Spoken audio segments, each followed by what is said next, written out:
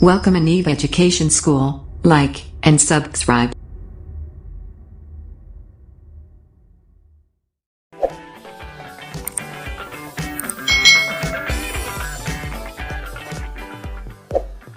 Halo kawan-kawan yang duduk di kelas 4 sekolah dasar. Apakah kalian sudah siap belajar hari ini bersama Anifa?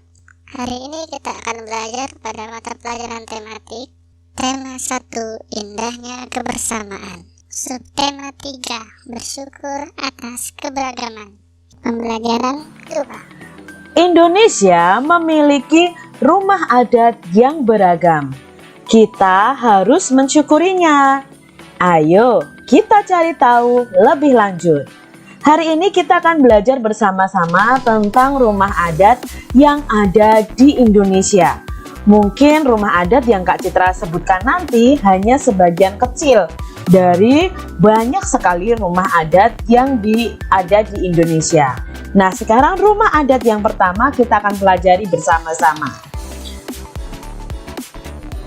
Keberagaman Indonesia tercermin pada rumah adat. Kita harus mensyukuri keberagaman dan keindahan rumah adat tersebut. Berikut adalah rumah adat dari berbagai provinsi di Indonesia. Yang pertama adalah Rumah Gadang. Rumah Gadang ini adalah rumah adat dari Provinsi Sumatera Barat atau kalau disingkat Sumbar. Nah, seperti apa rumah gadang? Nah, ini adik-adik gambar dari rumah gadang. Berikutnya ada rumah Aceh ya. Bukan rumah tapi rumah Aceh atau rumah adat dari Aceh ya. Nanggro Aceh Darussalam. Ini adalah bentuk dari rumah Aceh. Ada rumah Balai Batak Toba yang berasal dari Sumatera Utara atau Sumut. Nah, bentuknya seperti ini adik-adik. Berikutnya ada rumah adat Tongkonan. Itu berasal dari Provinsi Sulawesi Selatan atau Sulsel, khususnya dari suku Toraja. Nah, bentuknya seperti ini. Sangat unik ya adik-adik ya. Lalu ada Baileo, ini adalah rumah adat Provinsi Maluku. Rumah adat dari Bangka Belitung. Nah, ini adalah rumah adat dari Bangka Belitung. Rumah Joglo dari Jawa Tengah. Nah, kalian yang berasal dari Jawa Tengah, itu rumah adatnya adalah rumah Joglo. Ada rumah Honai, itu rumah adat dari Provinsi Papua. Bentuknya sangat unik adik-adik, seperti jamur ya. Tetapi ini adalah kekhasan dari rumah adat orang Papua. Itu tadi tentang rumah adat yang bisa kita pelajari. Nanti adik-adik bisa mencari tahu berbagai macam rumah adat yang ada di Indonesia. Di sini ada bacaan berjudul Mozaik Kreasi Bersama. Lani duduk termenung di meja ruang tengah rumahnya. Di hadapannya terbentang sebuah karton besar, masih kosong.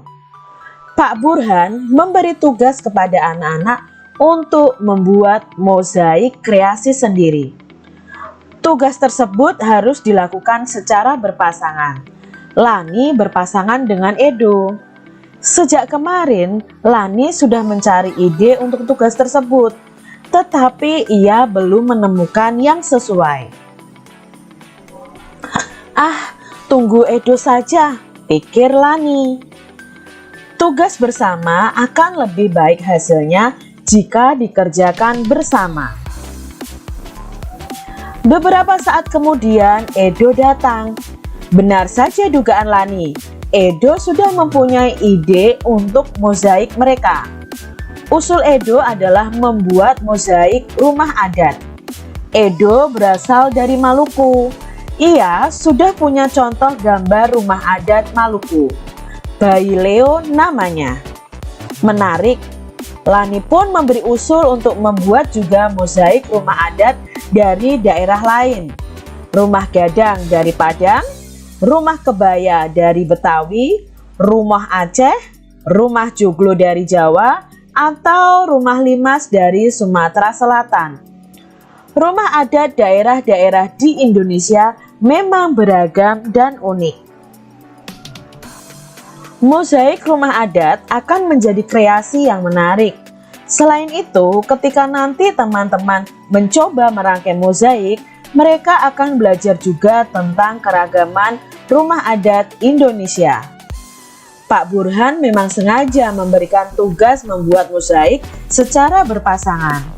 Bukan hanya untuk mengasah kreativitas, tetapi juga memunculkan diskusi, mengasah kerjasama, serta memecahkan masalah bersama-sama.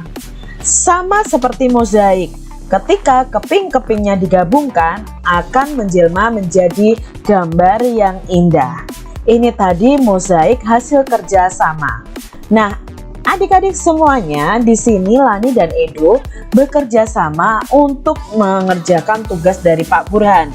Mereka akan membuat mozaik. Tentunya di pembelajaran kelas 5, 4, 3 itu ada pembelajaran mozaik. Mozaik itu adalah sebuah gambar yang terbuat dari kepingan-kepingan gambar atau kepingan-kepingan kertas, kepingan-kepingan kaca, kepingan-kepingan kaset CD yang dipatah-patah, dan lain sebagainya menjadi satu gambar yang indah jika dirangkai. Nah, di sini akhirnya Lani dan Edo membuat mozaik rumah adat. Nah, di sini mereka juga belajar tentang keragaman rumah adat di Indonesia. Pak Burhan memberi tugas ini supaya anak-anak itu mengasah kreativitasnya, lalu ada diskusi, ada musyawarah saat anak-anak mengerjakan, dan mengasah kerjasama serta memecahkan masalahnya bersama-sama. Jadi ada maksud di situ. Apa ide yang dimiliki Lani? Apakah Lani awalnya punya ide? Ya, Lani masih bingung adik-adik ya. Lani belum memiliki ide apapun. Apa ide yang dimiliki oleh Edo? Ya, Edo memiliki ide untuk membuat mozaik rumah adat di Indonesia. Bagaimana mereka menyikapi ide-ide yang berbeda? Ya, mereka bermusyawarah, mereka berdiskusi bersama-sama, seperti penerapan sila keempat Pancasila tentang bermusyawarah. Apakah ide mereka yang berbeda memberikan manfaat? Iya, ide mereka yang berbeda malah memberikan manfaat supaya tugas-tugas mereka itu semakin bagus, semakin beragam tugas-tugas mereka. Kerjasama apa yang terlihat pada cerita di atas tadi? Ya, kerjasama menemukan ide untuk mengerjakan tugas membuat mozaik, lalu kerjasama untuk membuat mozaiknya antara Lani dan Edo. Apa manfaat kerjasama dalam keberagaman? Nah, apa nih adik-adik manfaat kerjasama dalam keberagaman? Manfaat kerjasama dalam keberagaman adalah 1. Kita bisa menyelesaikan masalah atau setiap pekerjaan kita dengan diskusi. Kita bisa menyelesaikan masalah atau pekerjaan kita supaya cepat selesai. Pekerjaan yang berat akan terasa ringan jika dikerjakan bersama-sama, karena muncul ide-ide dari setiap orang yang ikut dalam kerja sama. Hal baik apa yang bisa didapatkan ketika mereka bekerja sama dalam keberagaman? Hal baik apa nih adik-adik yang bisa didapatkan? Ya, hal baiknya adalah tercipta persaudaraan semakin erat walaupun berbeda. Lalu mereka bisa menyelesaikan masalah yang ada, bisa menyelesaikan tugas yang ada. Mereka saling berpendapat, mengasah pikirannya, mengasah kreativitasnya. Itu adalah hal baik yang bisa kita dapatkan dari kita bekerja sama. Nilai-nilai apa yang dapat kita contoh dari cerita Lani di atas? Apa yang bisa kita contoh? Ya, dari nilai kedisiplinan mengerjakan tugas ya. Mereka disiplin mengerjakan tugas. Nilai kerjasamanya ya. Nilai menghargai pendapat yang berbeda. Itu yang bisa kita contoh dari cerita Langit tadi. Coba kamu bisa membuat cerita pengalamanmu tentang kerjasama yang pernah kamu lakukan. Isinya boleh jenis kerjasamanya. Misalnya kerjasama kalian yang pernah kalian lakukan adalah membuat tugas bersama-sama atau berlatih menari bersama-sama. Boleh adik-adik. Lalu apa perbedaan yang ada? Pernah tidak ketika kalian bekerja sama dengan teman kalian ada perbedaan? Nah, coba ceritakan perbedaan yang ada. Lalu ceritakan juga manfaat dari kerjasama dalam perbedaan dan nilai-nilai baik yang bisa kamu ambil dari kerjasama tersebut. Kalian bisa tuliskan di buku kalian masing-masing. Berlatihlah kembali tari bungung jumpa dengan formasi berdiri dan duduk. Jangan lupa ya adik-adik, gunakan iringan musik. Pastikan bahwa kamu dan teman-temanmu itu hafal gerakannya. Nah adik-adik, kalian boleh berlatih tarian bungung jumpa dari Aceh ini untuk kalian bisa pentaskan nih di depan teman-teman kalian. Kalian bisa bekerja bersama-sama. Nah untuk mengingat kembali, ada formasi yang bisa digunakan pada tarian supaya gerak tarinya tidak monoton, posisi penarinya tidak monoton atau tidak membosankan. Nah kita pelajari yang pertama ada formasi horizontal. Nah adik-adik pasti ingat ya, ada formasi horizontal. Lalu ada formasi huruf V ya, membentuk huruf V. Lalu ada formasi membentuk huruf O.